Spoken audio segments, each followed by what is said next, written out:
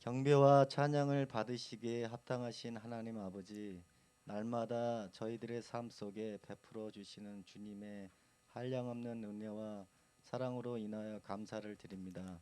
아멘. 매일의 숨쉬는 순간마다 저희 삶 속에 늘 동행하여 주시고 모든 상황 속에서 저희들의 몸과 마음과 영혼을 눈동자와 같이 지켜보아야 주신 은혜에 진심으로 감사를 드립니다. 아멘. 사랑의 하나님 아버지, 사순절 네 번째 주일을 맞이하여 우리에게 예수 그리스도를 보여주신 하나님 아버지의 사랑을 깊이 생각하게 하시며 저희들을 위하여 십자가의 길을 묵묵히 걸어가셨던 주님의 발자취를 묵상해 봅니다. 그뿐만 아니라 주님께서 십자가에서 흘리신 보혈의 강물로 인하여 하나님과 우리 사이에 진정한 화목을 허락하여 주신 은혜에 감사를 드립니다. 하나님 아버지, 십자가의 대속과 부활의 능력으로 말미암아 살아계신 예수님이 우리 안에 거하신다는 사실을 생각할 때 저의 마음속에는 깊은 감사와 감격이 샘솟습니다. 예수님께서 우리 안에 내주하심으로 말미암아 저희 각자가 이전과는 완전히 다른 새로운 피조물이 되었음을 믿으며 주님 앞에 모든 영광을 돌려드립니다. 아멘. 주님, 우리에게 주어진 모든 삶 속에서 오직 주님께서 주시는 생명과 마음으로 살아가는 온 성도들이 될 수 있기를 원합니다. 이제는 부족하고 연약한 우리의 힘과 능력을 주님 앞에 다 내려놓게 하시고 예수 그리스도의 이름만 의지하면서 주어진 모든 삶과 시간 속에서 승리하는 모든 자 되게 하여 주시옵소서. 아멘. 하나님 아버지, 코로나19로 인하여 많은 사람들이 고통받는 이때에 저희들은 지금 이 순간에도 오직 하나님의 얼굴만을 간절한 마음으로 구하며 나아갑니다. 주님의 얼굴빛을 온 세상 가운데 비춰주시고 주님의 강한 손을 모든 사람에게 펼쳐 주셔서 오직 전능하신 하나님의 기이한 능력으로 모든 어려움들이 능히 해결되게 하여 주시옵소서. 그리하여 온 세상과 열방이 오직 주님만이 진정한 창조주여 전능자가 되심을 확인하면서 주님 앞에 영광을 돌릴 수 있도록 은혜 내려 주시옵소서. 주님, 지금 동유럽의 우크라이나에서는 러시아의 침공으로 말미암아 전쟁이 벌어지고 있습니다. 수많은 사람들이 전쟁 속에서 죽어가고 또 많은 사람들이 크고 작은 부상으로 신음하고 있습니다. 양측 군인들도 서로 간에 총을 겨누면서 싸움을 치르고 있지만 정작 그들의 생각과 마음속에는 도대체 왜 싸워야 하는지에 관한 정확한 목적 의식 없이 전쟁에 임하는 경우를 보기도 합니다. 하나님 아버지, 이 땅의 전쟁이 많은 사람들에게 극한의 고통과 아픔을 가져다 주는 것을 바라볼 때 이 시간 다시 한번 온 세상을 다스리시는 주님 앞에 큰 긍휼과 은혜를 구하며 나아갑니다. 하루속히 우크라이나 땅에서 벌어지는 전쟁이 끝나도록 주님께서 막아주시고 오묘한 섭리로 역사하여 주시기를 간절히 바라고 원합니다. 진정한 샬롬이 임하게 하셔서 모든 막힌 담이 허물어지며 모든 갈등과 반목이 해결되는 역사를 우크라이나 땅에 허락하여 주시옵소서. 아멘. 전능하신 하나님 아버지, 이 나라와 이 민족을 위하여 기도합니다. 오늘날 우리나라는 새로운 대통령을 선출한 이후에 새로운 시대를 준비하고 있습니다. 하지만 나라의 안팎의 상황을 여러 가지로 혼란스럽고 불안하지만 여전히 지방 간의 불화가 끊이질 않고 있으며 여전히 나라 곳곳의 상황은 무질서하며 올바르지 않는 가치관이 공동체에 큰 영향을 끼치는 것을 바라봅니다. 하나님 아버지, 간절히 기도하기는 이 나라는 오직 하나님께서 보호하시고 지키시고 다스리시는 나라임을 선포하오니 주님께서 모든 것을 합력하여 선을 이루어 주시사 이 나라가 다시금 일어서게 하시고 온 국민들의 삶 속에 하나님께서 주시는 진정한 은혜와 복이 가득하도록 인도하여 주시옵소서. 아멘. 사랑의 하나님 아버지, 주님을 예배하는 성도들이 예수 그리스도를 머리로 모시면서 한몸된 교회 공동체를 이루게 하시니 참으로 감사드립니다. 간절히 바라옵기는 우리 각자가 예수님의 생각과 마음을 가진 교회 그 자체임을 늘 기억하게 하셔서 이 땅에 하나님의 나라를 이루어 나아가고 하나님께서 기뻐하시는 뜻을 온전히 이루면서 살아가는 성도들 되게 하여 주시옵소서. 아멘. 살아계신 주님을 영과 진리로 예배할 때에 오직 주님의 이름만 높임 받으시고 찬양 받으시기를 간절히 원합니다. 주님께서 부탁하신 귀한 말씀을 대언하는 강문산 목사님을 영육간에 강건케 하시고 성령으로 충만케 하셔서 살아계신 하나님의 음성이 목사님의 입술을 통하여 온전히 들려지는 은혜 가득한 시간이 되기를 소망합니다. 말씀을 듣는 성도들은 하나님의 음성에 아멘으로 화답하게 하시며 그들의 모든 삶 속에서 하나님의 뜻을 온전히 따르는 귀한 청지기로서의 삶을 살아낼 수 있도록 성령의 충만한 기름을 부어 주시옵소서. 아멘. 주님을 기뻐하는 마음으로 아름다운 찬양을 준비하는 찬양대 위에 복에 복을 더하여 주시며 보이지 않는 곳에서 애쓰고 수고하는 예배위원들의 헌신을 기억하시사 그들의 봉사의 손길이 천국에서는 해같이 빛나게 하여 주시옵소서. 아멘. 주님께 모든 영광을 돌려드리며 예수 그리스도의 이름으로 기도드리옵나이다. 아멘. 아멘. 네, 이렇게 또 같이 예배를 통해서 우리 성도님들 이렇게 얼굴 보게 되니까 너무 기쁘고 좋습니다. 우리가 하나님 앞에 예배를 드린다는 것은 정말 행복한 일이에요. 그렇습니까? 네. 이제 다음 달이면 이제 부활절이 옵니다. 저는 이 부활절을 맞이하는 그런 마음이 특별히 좀 올해는 좀 다른 것 같아요. 어떤 면에서 다르냐면은 정말 우리가 지난 2년이 넘도록 또 아직도 코로나와 씨름을 하고 있어요. 정말 전쟁을 벌이고 있는데 죽음을 이기시고 주님이 부활하신 것처럼 정말 우리 교회가 정말 이 코로나의 죽음을 이기고 부활하는 시점이 되면 좋겠어요. 예, 그래서 정말 이 부활절을 기점으로 해서 우리의 예배가 정말 다시 살아나고 어느덧 우리의 발길이 뜸해지고 교회를 향하는 일이 어느새 상당히 멀어진 것 같아요. 정말 그런 면에서 생각할 때 우리가 회복해야 될 일이 많다라는 생각이 듭니다. 그런 의미를 우리가 또 생각을 하면서 우리가 하나님의 뜻에 대해서 공부하고 있습니다. 하나님의 뜻에 대해서 오늘 세 번째 시간으로 하나님의 형상이라고 하는 주제를 가지고 같이 한번 은혜를 나누려고 합니다. 먼저 한번 복습을 해보죠. 제가 말씀을 드리면서 강조했던 것이 하나님의 뜻은 멀리 숨겨져 있는 것이 아니라 어디에 있다고 그랬어요?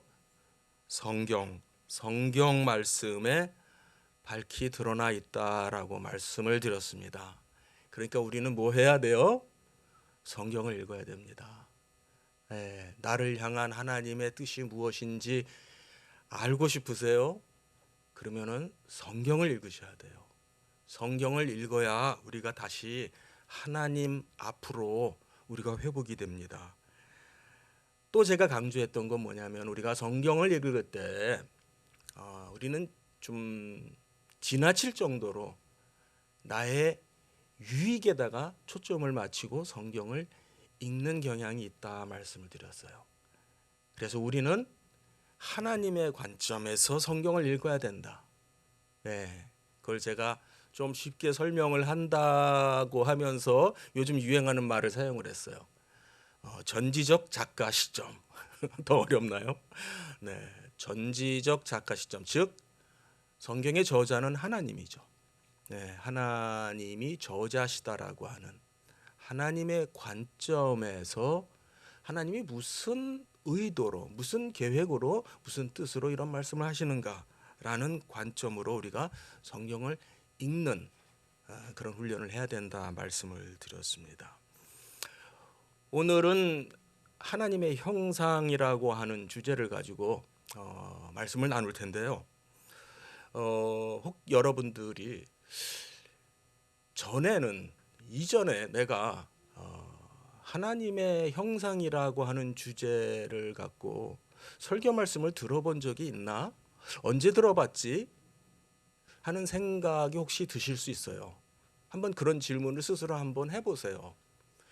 혹 성경 공부 시간에는 하나님의 형상이라는 말을 해본 것 같은데, 들어본 것 같은데, 설교 때는 하나님의 형상이라는 말을 별로 들어보지 못한 것 같은 생각도 좀 듭니다. 그게 자연스럽게 지금 우리가 처해 있는 지금 이 시대의 상황을 반영하고 있다라는 생각이 들어요. 물론 전에라고 우리의 현실이 그렇게 뭐 쉬웠던 것은 아니고 편안했던 것만 아니고 우리가 영적인 삶을 사는 데 있어서 유혹이나 방해하는 요소가 없었던 것은 아니지만 이 시대에는 더더욱 하나님의 형상을 정면에서 부인하는 그러한 시대를 우리가 살고 있습니다.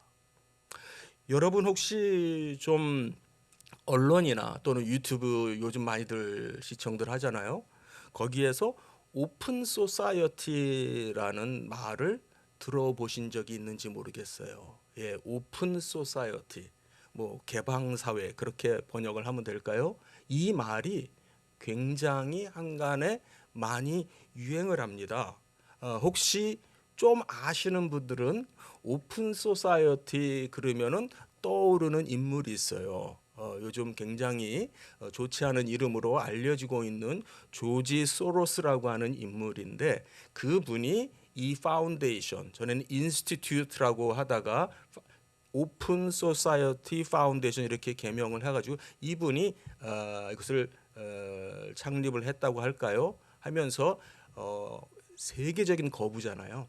네, 이분이 이런 목적으로 그 도네이트한 기부한 돈만 36 영어로 하면 빌리언인데 360억 달러.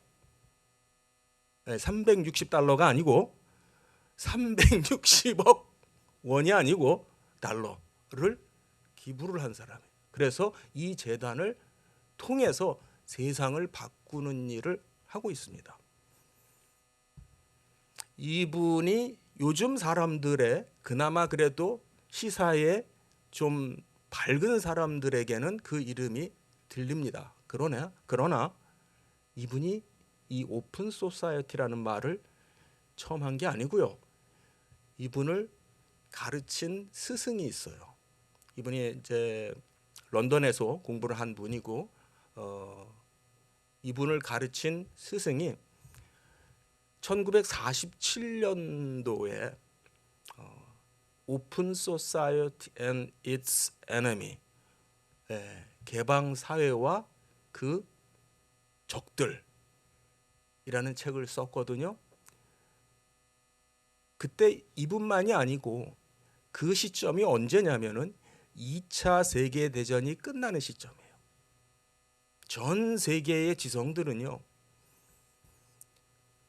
그러니까 1, 2차 세계 대전이라고 하는 인류 역사상 가장 참혹한 그러한 현실이 온 곳에 대해서 서구 문명이 만들어낸 결과다라고 하는 정말 참담한 반성을 합니다.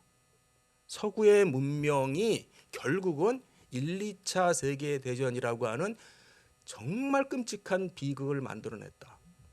그러면 다시는 이런 일이 오지 않게 하기 위해서는 우리가 앞으로 어떻게 살아야 되느냐, 젊은 대학생들을 어떻게 교육을 해야 되느냐라고 하면서 학자들을 중심으로 해서 나온 말이 오픈 소사이어티라는 말이에요.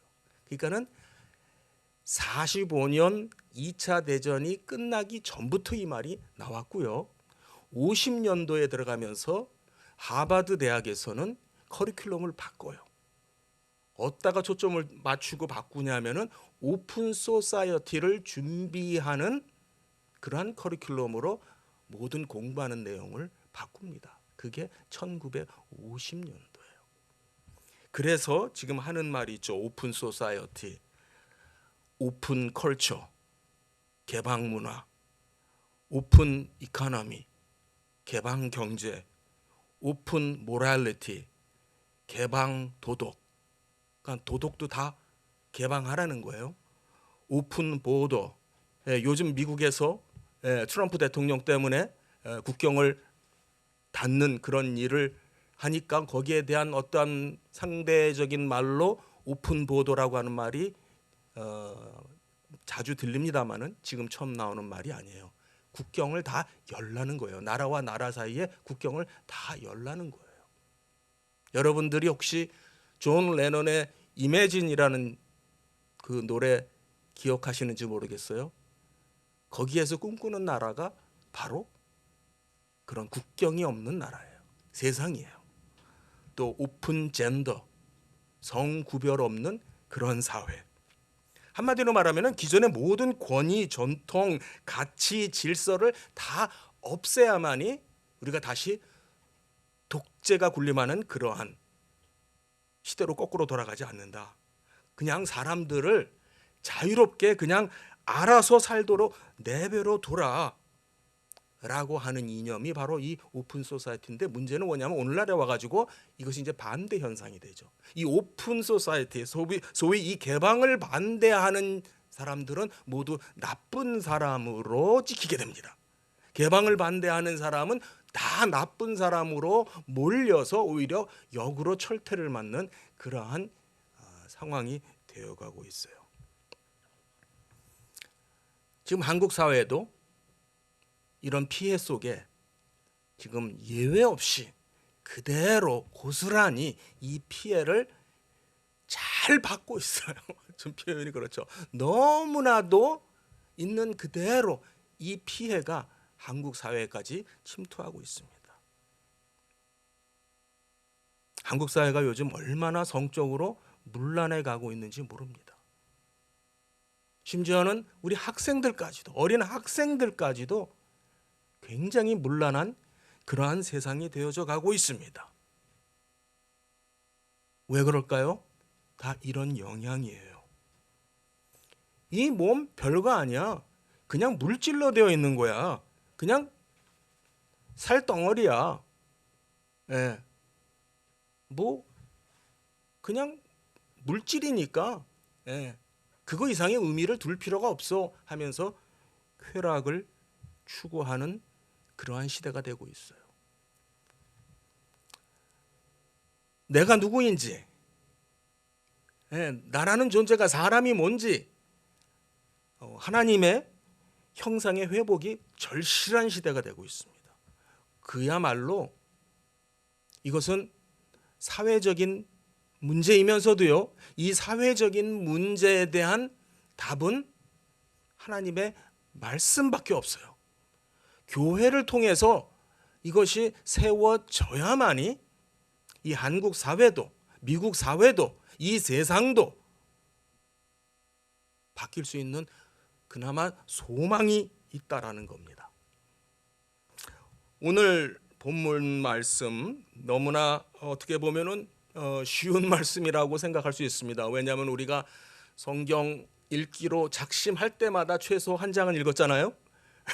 그러니까 참 많이 자주 지나친 말씀인데, 한번 좀 다시 한번 곰곰이 생각해 보겠습니다.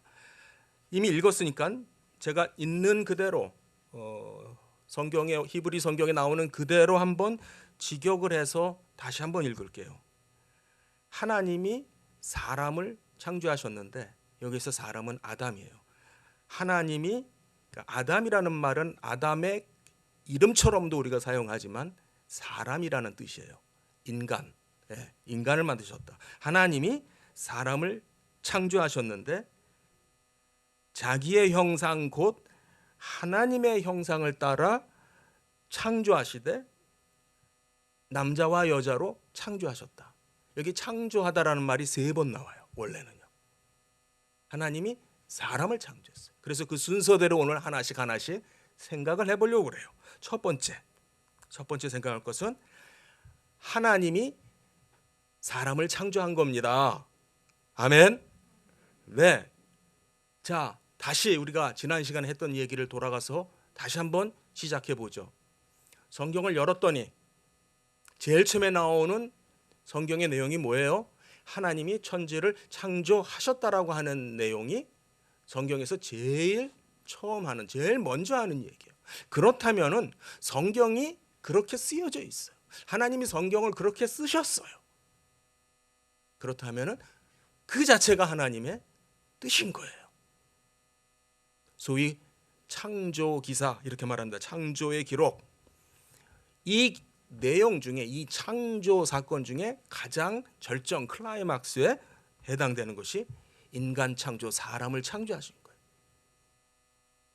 성경을 통해서 하나님은 우리에게 뭘 가르쳐 주시냐? 우리 인간이 하나님이 창조한 거다라는 거예요. 아멘. 예, 1장과 2장에 나오는 내용을 통해서 우리가 자세하게, 상세하게 하나님이 어떻게 우리를 창조하셨는지를 말씀을 하고 있습니다. 그래서 여기에서 우리가 첫 번째 같이 마음에 새겨야 되는 것은 사람은 하나님의 피조물이다라는 겁니다. 같이 해볼까요? 사람은 하나님의 피조물, 피조물입니다. 하나님이 만드신 작품입니다. 이 말에는요, 인간이 피조물이다, 이 말은 인간은 영원한 존재가 아니다라는 뜻이에요. 인간이 원래부터 영원히 있었던 존재가 아니고 없었는데 하나님이 만드셔서 생겨났다, 이 말이에요. 인간은 영원한 존재가 아닙니다. 요즘 사람들이 영원한 존재가 되고자 엄청 노력들을 많이 하죠. 그렇죠? 쉽게 말해서 안 죽으려고, 죽지 않고 오래 살려고. 예. 요즘 과학에서는요, 뭐 DNA 뭐 어떤 거를 뭐 이렇게 조작을 하면은 그 뭐 스위치를 끄면은 늙는 그 시간이 이렇게 한정이 이렇게 사람의 수명이라고 하는 것이 이렇게 원래 프로그램된 것처럼 있는데 그 스위치를 꺼버리면은 몸이 그것을 인식을 못하기 때문에 그냥 무한정 간다는 거예요. 그리고 그 사이클을 다시 시작하고 할 수 있는 그러한 기술이 이제 조만간 옵니다. 조만간이라는 것은 제가 책에서 MIT 공대의 컴퓨터 공학 교수 라는 분이 쓴 책을 보니까 불과 한 10년여 정도밖에 안 남아 있어요. 그래서 이분이 지금 이제 상당히 그 연세가 있는데 그때까지 살아야 자기가 그 기술을 혜택을 누리고 또 자기가 안 죽을 거 아니에요. 예, 그래가지고 자기 몸을 관리하느라고 쏟는 돈이 수십억이 들어가요, 1년에. 그때까지 살아 있어야 자기가 그것을 누리기 때문에. 여러분 생각해 보세요. 영원히 사는 것, 그것이 아마 인간의 모든 사람들의 어떤 염원인 것 같아요. 예, 걱정하지 마세요. 지옥에 가도 영원히 살아요. 성경에 말하는 영생은 그런 뜻이 아니죠. 예. 성경에 말하는 영생은 천국에 가는 걸 말해요. 하나님과 더불어 영생복락에 들어가서 하나님과 영원히 그 사랑의 교통을 나누는 것을 영생이라고 그래요. 네. 하나님은 우리가 이 땅에서 죄악에 관영한 이 땅에서 영원히 살도록 그렇게 하지 않으셨죠. 우리가 여기서 영원히 사는 게 하나님의 뜻이 아니죠. 하나님의 뜻은 뭐예요? 우리가 하나님께로 가는 거예요. 이 부분에 대해서는 이제 다음 주에 다시 설명을 할 거예요. 인간은 영원한 존재가 아니에요. 다시 말하면은 결국 인간의 죄로 말미암아 죽게 되어 있습니다만은 결국 그 모든 것조차도 하나님의 섭리와 주권 가운데서 우리가 받아들여야 되는 것이에요. 네. 우리는 지금 죽음이라는 관문을 통해서 하늘나라로 들어가니까. 그 다음에는요, 생명의 주인은 우리가 하나님의 피조물이다. 하나님이 우리를 만드셨다라고 하는 이 말은요. 하나님이 우리의 생명의 주인이다 그 말이에요. 맞습니까? 예, 하나님 우리에게 생명을 주셨잖아요. 우리 사람의 코에 생기를 불어넣어서 살아있는 존재가 되게 하셨어요. 이 생명은 하나님께로부터 온 거예요. 그러니까 우리는 하나님께 의존하는 존재예요. 우리 존재 자체가 출발에서부터 우리는 하나님께 의존하는 존재가 돼야 돼요. 아기가 태어나면은 새 생명이 태어났어요. 아기가 태어났어요. 이 아기는 누구의 소유입니까? 정부의 소유입니까? 요즘 그런 움직임이 있습니다. 아기가 태어나면은 정부가 키워주겠다. 여러 보조금 주고 수당 주고 뭐 프로그램 해서 무료로 해서 정부가 키워주겠다. 그러면 이게 내 자식일까요? 정부의 자식일까요? 과거에는 잘 살던 못 살던 대부분 다 못 살았으니까 제대로 변변하게 먹을 거 맛있는 거 주지 못하고 좋은 옷 입히지 못하는 시절에도 부모님의 사랑 속에서 자녀들이 컸어요. 지금은 일찍부터 애들이 부모의 손을 떠나서 어떠한 그러한 정부가 제공하는 시설에서 그런 프로그램 속에서 크면서 뭘 배울까요? 신앙교육 배울까요? 뭘 배울까요? 오픈 소사이어티에서 사는 걸 배우겠죠? 아무 간섭도 네가 받지 말고 그런데 굴복하지 말고 네가 하고 싶은 대로 자유롭게 살아. 그게 가장 좋은 거야. 가장 인간다운 모습이야. 아기가 태어나면은 엄마가 아기의 소유주입니까? 아기는 엄마 건가요? 요즘 우리가 많이 보는 거는 낙태는 여성의 권리다. 엄마의 권리다. 아기의 생명의 주인이 엄마인가요? 이것도 잘못된 거예요. 생명의 주인은 오직 하나님만이에요. 이 부분에 있어서 우리 교회 안에도 우리 신앙생활을 하는 성도들 가운데에도 이 자체가 여자의 것이다라고 생각하는 사람들이 많아요. 생명은 하나님이 주신 겁니다. 어떤 과학도 생명을 만들지는 못합니다. 두 번째로는 우리가 이 구절에서 보는 것이 첫 번째 이 27절에서 하나님이 사람을 창조하셨다라는 말씀을 우리가 보고요. 그 다음에 두 번째 하시는 말씀이 자기의 형상 곧 하나님의 형상대로 창조했다라고 하는 창조 동사가 두 번째 쓰여요. 하나님의 형상대로 창조했다. 자, 여기에서 이 말에 대해서 여러분들 기뻐하셔야 돼요. 여러분 누구 닮았습니까? 아버지 많이 닮았어요? 어머니 많이 닮았어요? 저는 아버지 닮았다는 소리를 많이 들었어요. 제 기억에는 없습니다만 저희 할머니가 어렸을 때 겨우 이제 그냥 바깥에서 좀 이렇게 걸어 다니면서 이제 놀기 시작할 그때 아마 저희 집에 누가 찾아오는 손님이 있었나 봐요.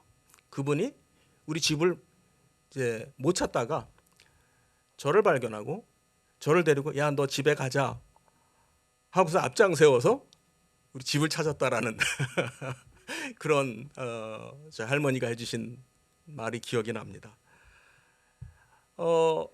아빠를 닮던 엄마를 닮던 부모를 닮는 건 당연해요. 그런데 또 하나 중요한 사실, 여러분들은 하나님을 닮으셨습니다. 아멘. 여러분 이거 기뻐하셔야 돼요. 여러분 하나님을 닮으셨어요. 성경이 우리가 하나님을 닮았다라는 가장 중요하고 가장 큰 사실로 우리에게 알려주는 게 뭐냐면요, 하나님이 우리를 사람으로 창조했어요. 그러니까는 지난 5일간의 어떤 창조도 하나님 닮게 창조된 게 없죠. 26절에 보면 거기에 이제 좀 약간 우리가 헷갈려하는 그런 말이 있어요. 형상이라는 단어도 나오고 모양이라는 단어도 나와요. 자, 제가 여러분에게 말씀드리는 거는 그냥 굳이 구분하려고 하지 마세요. 이것이 형상 따르고 모양 따르고 그런 게 아니라 그냥 같은 의미로 이해를 하시면 되고요. 중요한 건 뭐냐면은 우리가 하나님 닮았다라고 하는 것이 그냥 영적으로 도덕적으로만 하나님을 닮은 게 아니라 심지어는 우리의 몸까지도 하나님을 닮았다라고 생각을 하셔야 돼요. 무슨 말이냐면은 하나님이 뭐 얼굴이 이렇게 생겼고 눈이 두 개고 코가 있고 입이 있고 귀가 있고 그런 분은 아닙니다만은 유독 사람만 이렇게 생겼어요. 원숭이도 그렇게 생겼는데 그럼 여러분이 원숭이에게서 온 겁니까? 원숭이가 여러분의 조상입니까? 이게 지금 오늘날 세상에서 아이들이 배우는 내용이에요. 학교 가서 공부한다고 배우는 내용이 바로 이런 거예요. 내가 네 발로 기어다니지 않고 두 발로 다니는 거. 하나님 닮아서예요. 다 이런 모든 것이 하나님께로부터 온 줄 믿습니다. 근데 여기에서 무엇보다 중요한 것은 우리가 하나님을 닮았다라고 할 때 인격적인 존재로 하나님 우리를 만드셨어요. 영어로 person이라고 하는 단어가 우리 한국말로 번역이 안 돼요. 그냥 우리 말로는 그냥 사람 이렇게 번역을 하는데 사실은 사람이라는 뜻이 아니에요. person이라고 하는 단어의 뜻은요, 인격체라는 뜻이에요. 그러면 최초의 인격체가, 유일한 인격체가 누구였죠? 하나님. 그렇죠? 여기서 또 인격체라고 그러니까 거기 사람이 자 들어가잖아. 그것도 우리 동양적인 언어기 때문에 그래요. 이게 영어로 person이라고 하는 말이 원래 가졌던 그 의미는 뭐냐면 하나님은 인격의 존재예요. person의 존재예요. 그래서 그 person의 존재는 뭐냐면 우리를 아신 서로를, 그러니까 하나님이 하나님을 아시고, 첫째 삼위일체 안에서 하나님이 하나님을 아신다. 그 아신다라고 하는 그 의미는 삼위 안에서의 무궁무진한 사랑의 교통과 영화를 나누시는 걸 말해요. 그런데 하나님이 유일하게 하나님의 형상을 따라 만든 존재가 사람이에요. 그래서 사람이 하나님이 인격자가 되시는 것처럼, 즉 그 인격의 그 의미는 교통, 관계, 이 의미거든요. 그래서 이 사람을 하나님께서 만드시고는 사람과 마치 나와 대등한 그런 하나의 대상처럼 교통하시길 원하시는 거예요. 우리의 찬양을 받으시길 원하는 거예요. 우리로 하여금 그런 위치에다가 두신 거예요. 또 하나 중요한 것은 우리가 하나님을 닮았어요. 그 말은요, 우리가 하나님을 안다 그 말이에요. 할렐루야. 하나님을 아는 지식이요, 우리가 태어날 때부터 하나님을 알고 태어납니다. 칼빈은 이 말을 좀 어려운 말로 신의식을, 모든 사람은 신의식을 가지고 있다 이렇게 표현을 하기도 했어요. 그래서 우리가 하나님 닮아서 하는 일이 있어요. 여기 성경 다 볼 수는 없고 앞에 26절과 28절에 대표적으로 두 가지의 역할을 하나님 대신해서 하게 합니다. 하나님 닮게 했으니까 하나님 닮아서 하나님 같은 일을 하게끔 했어요. 대표적인 두 가지가 뭐냐면은 생육하고 번성하라. 그게 뭐예요? 창조의 일을 하는 거예요.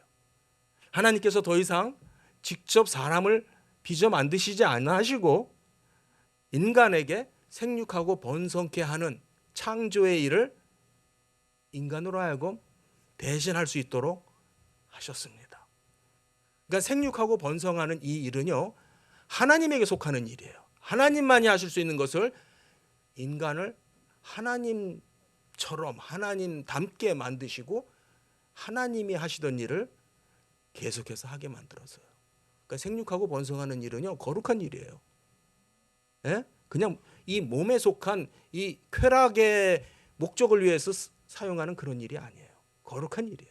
그 다음에 두 번째로 땅을 정복하고 다스리라고 그랬습니다. 통치의 기능을 주셨어요. 하나님만이 영원하신 통치자예요.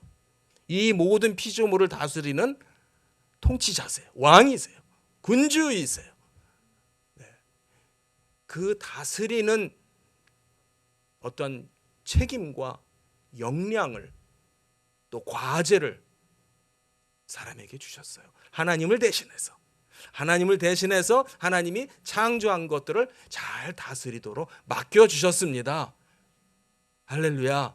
그러니까 우리가 하나님의 형상으로 만들어졌다라고 하는 것, 이것은 이것만큼 정말 우리를 정말 기분 좋게 만드는, 기분 좋게 하는 말이 없어요. 정말 엄청 자부심을 가져야 되는 말이에요. 누구에게 이 말이 더욱더 필요하겠습니까? 자라나는 학생들, 어린 아이들에게 이 말씀이 필요해요. 우리의 조상이 원숭이가 아니라. 우리 시편 8편 한번 찾아볼까요? 우리 성경 한번 찾아보시죠. 시편 8편 4절에서 8절, 좀 깁니다마는 짧게 되어 있으니까 우리 한번 같이 읽겠습니다. 시편 8편 4절에서 8절입니다. 사람이 무엇이기에 주께서 그를 생각하시며 인자가 무엇이기에 주께서 그를 돌보시나이까.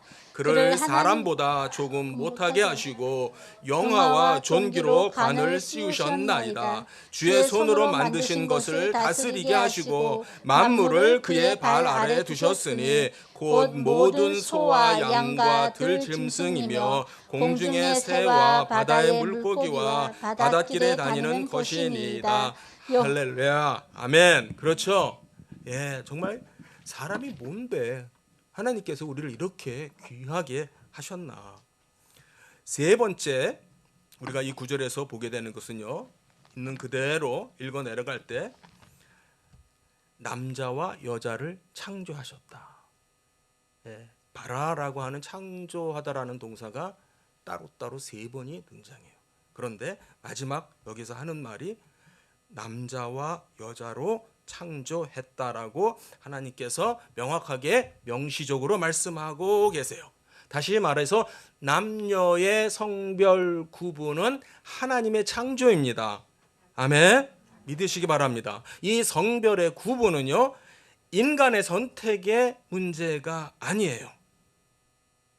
아까도 말씀드린 것처럼 이 세상은요, 여러분들 착각하지 마세요. 더 이상 세상에는요, 진보, 보수 그런 거 없어요. 예. 뭐 공화당, 민주당 그런 거 없어요. 세상은 다 하나예요. 한 통속이에요. 하나를 향해서 가요. 그게 뭐냐면 하나님을 대적하는 일이에요.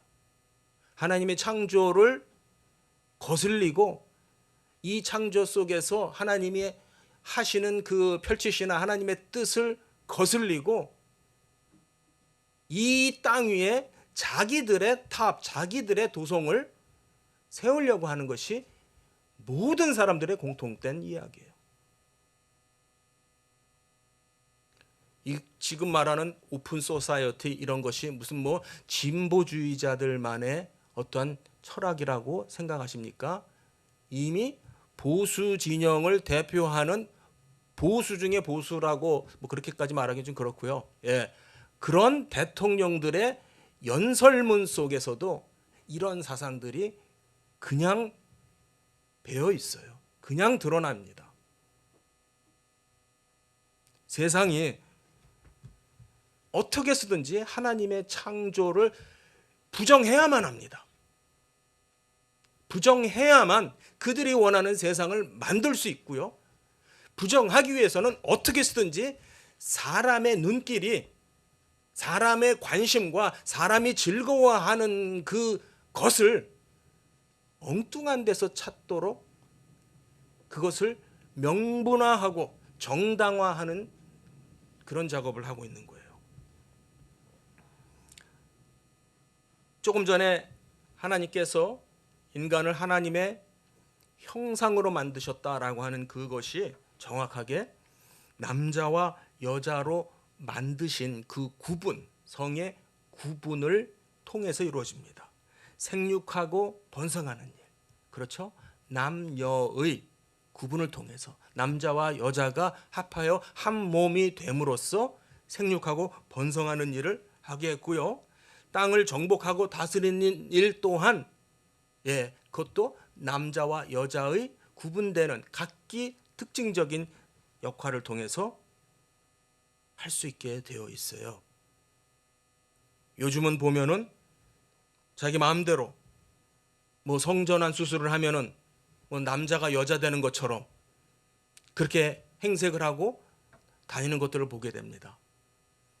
겉으로 보기에는 남자가 여자 된 것 같아도 뭐 그렇게 된 사람이 아기 낳았다라는 얘기는 못 들어봤어요. 그렇죠? 예, 하나님께서 구분하신 남자와 여자는 사람이 범하지 못하는 일이에요. 넘지 못하는 선이에요. 이 남자와 여자로 구분했다라고 하는 것 자체가 하나님이 만드신 거다라고 하는 것을 여러분 아이들에게, 자녀들에게 어려워하지 마시고 주저하지 마시고 꼭 가르치세요. 꼭 가르치세요. 여러분이 가만히 있는 동안 애들은 학교 가서 엉뚱한 거 배웁니다.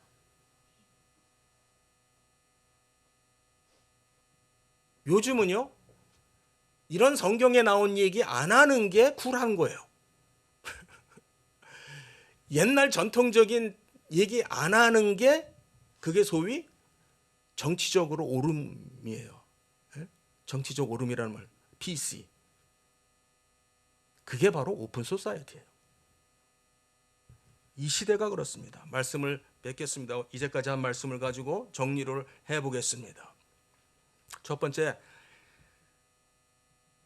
하나님이 우리를 창조하셨습니다. 우리는 하나님이 창조했기 때문에 우리가 존재하는 겁니다. 라는 것을 아는 게 하나님의 뜻이에요. 하나님의 뜻은요, 창세기 1장에서부터, 즉 성경을 피자마자 하나님이 제일 먼저 우리에게 말씀해 주시는 것이 하나님이 모든 것을 만들었고 그 중에 사람을 이렇게 만들었어. 그러니까 이걸 너희가 아는 게 내 뜻이야. 그냥 성경을 읽으면서 이것이 그냥 무슨 뭐 성경책이니까 성경이 제일 먼저 사람이 왜 존재했는지 하나님이 사람을 만들었으니까 그다음부터 이제 사람 얘기할 거니까 뭐 이런 식으로 그냥 뭐 하나의 기승전결처럼 그게 아니고 어떻게 보면 그게 제일 중요한 하나님의 뜻이에요. 결국 하나님의 뜻이 중요한 뜻이 성경에서 가장 먼저 말씀되어지고 있다라는 겁니다. 성별은 내가 선택하는 것도 아니고요. 제가 건너뛰었네요. 그래서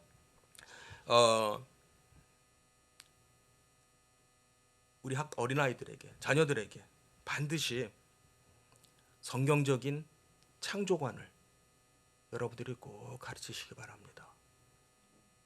예, 가정교육의 성공과 실패의 여부는요, 이 아이가 진화론을 믿는지 창조론을 믿는지로 구분이 됩니다. 내 조상이 원숭이라고 생각하는지 아니면 하나님이 나를 만드신 거라고 생각하는지. 두 번째는요, 남자와 여자의 구별은 우리의 선택이 아닙니다. 그 자체가 하나님의 뜻입니다라는 거예요. 동성애는 분명히 성경이 죄라고 하고 있습니다. 하나님의 그 창조의 뜻을 거슬리기 때문입니다. 하나님께서 처음부터 정하신 그 창조의 질서, 어떻게 보면 무엇보다도 가장 중요한 하나님의 뜻을 거슬리는 거기 때문에 죄입니다. 성별의 구분은요, 우리가 선택하는 것도 아니고요, 불행하게 그냥 내가 지금 나에게 던져진 어떤 운명도 아니에요. 그 자체가 하나님의 뜻입니다. 세 번째, 구원은 결국 우리의 하나님의 형상을 회복하게 됩니다. 죄는요, 죄가 하는 일은 뭐냐면요, 결국 우리의 하나님의 형상을 무너뜨려요. 여러분이 서로 사이에 대인관계에 있어서 마음이 상할 때가 있어요. 굉장히 어떤 일로 인해서, 누군가로 인해서 내 자존감을 무너뜨리고 속상하게 만들고 그러는 일이 있습니다. 그게 다 뭐냐면 하나님의 형상을 무너뜨리는 죄예요. 죄는 곧 무슨 일을 하느냐, 나의 가치를 깎아먹으려고 그래요. 나의 가치를, 나의 존엄을 무너뜨리는 일을 합니다. 죄는.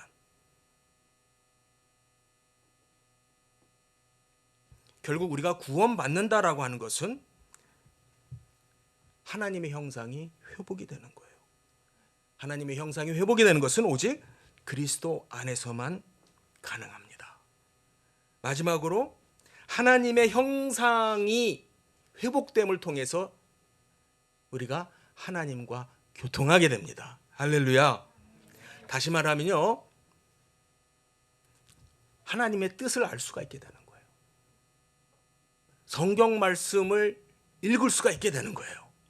하나님의 형상이 회복이 되어야 그리스도 안에서 우리가 하나님의 사람으로 다시 회복이 되는 겁니다. 즉 구원받는다라고 하는 것은 사람이 진정한 의미로 사람이 되는 거예요. 망가지고 무시당하고 깨지고 정말 더러운 거 뒤집어 썼던 하나님의 형상이 그리스도의 보혈로 회복되고 새로워지고 세워지는 거예요. 성령이 우리 안에 임재하시는 것이에요. 할렐루야. 성령이 어떤 다른 피조물에 임재하지 않습니다. 어디에만 임재해요? 하나님의 형상으로 만들어진 우리에게만. 하나님이 우리 안에 들어오시기 위해서 우리를 하나님의 형상으로 만드신 거죠. 그렇죠. 바로 이 교회는요, 우리의 그 하나님의 형상이 다시 회복되고 세워지는 곳이에요. 예, 교회의 의미는요, 세우다라는 뜻이죠. 교회가 세워진다라고 하는 것은 바로 우리 한 사람 한 사람이요, 이 교회에서 우리 서로를 통해서, 예? 서로의 인격적인 교통을 통해서 다른 하나님의 형상들을 보면서 나의 안에 있는 나의 하나님의 형상이 회복되고 새로워지는 것이 교회입니다. 우리 욥기 32장 8절 9절 한번 읽고 마치겠습니다.